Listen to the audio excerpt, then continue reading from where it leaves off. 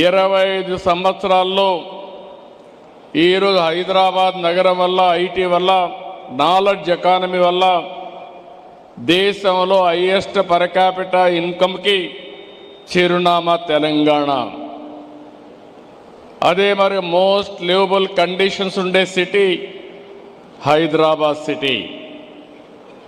ఈరోజు ఇవన్నీ చూసిన తర్వాత రాష్ట్ర విభజన తర్వాత ఆలోచించాను మళ్ళీ నెక్స్ట్ లెవెల్కి వెళ్ళాలని.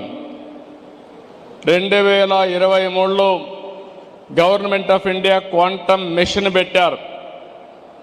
కానీ ఇంతవరకు పెట్టారు కానీ ముందుకు పోయే సమయంలో నేను చొరవ తీసుకున్నాను.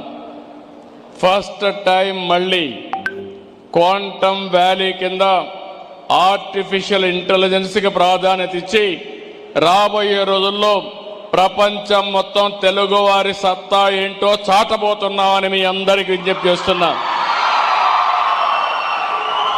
ఇక్కడ స్టూడెంట్స్ అంతా ఉన్నారు.